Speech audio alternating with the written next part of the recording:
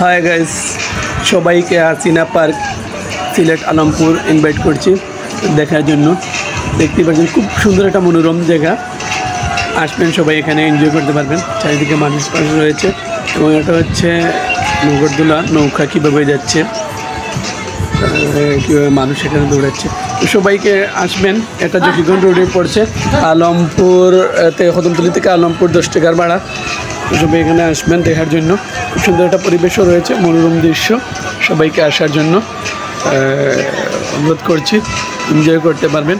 খুবই সুন্দর একটা প্লেস রয়েছে।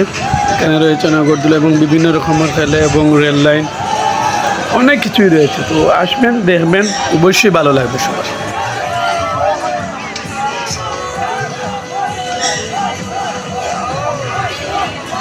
গরম লাগে।